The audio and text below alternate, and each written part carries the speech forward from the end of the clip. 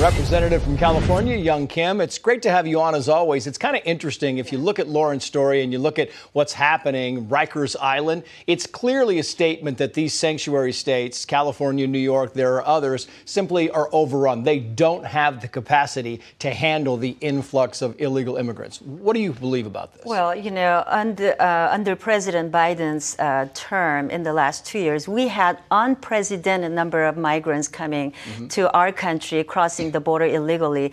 As Title 42 comes to an end, I want to make sure that Biden understand and his administration understand this is a crisis. We can no longer kick the can down the road, right?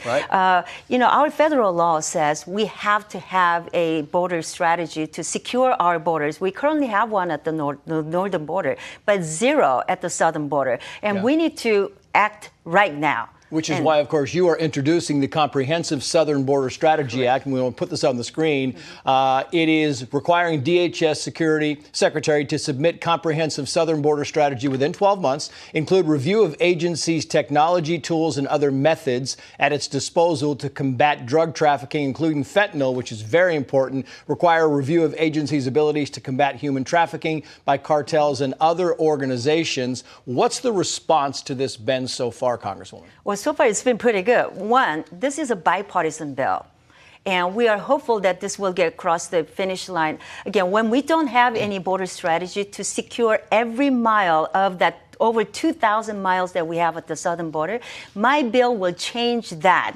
And this, if we don't get operational control at the southern border, we're going to keep seeing thousands and thousands of migrants crossing the border. That is going to affect our communities that we live in.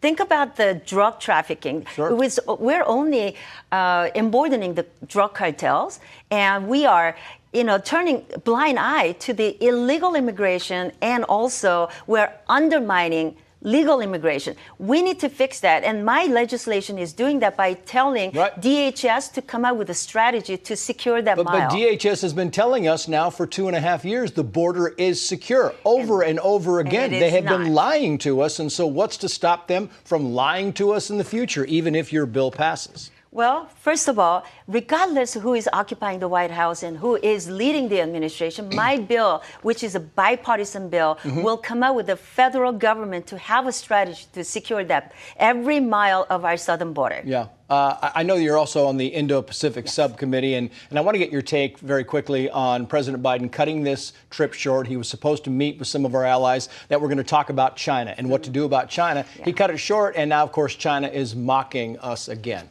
Well, because he refused to come to the table to come up with the comprehensive, I guess, the final deal, we are waiting until the 11th hour, which, this is the reason why he's cutting his Asia trip short. When we need to be meeting with our allies and partners in the Indo-Pacific, at a time we're seeing rise in the Chinese Communist Party exercising their influence in the Indo-Pacific. They're mocking us, as you said, when we need to show them on the world stage that the United States can still lead, but we are showing weakness as a result of it. So we need to do this, especially, because what he's done is he's turning his eyes on our allies. And they're not just mocking us, they're also taunting us. As long as I'm the chairwoman of the Indo-Pacific Subcommittee, this is not going to happen under my watch.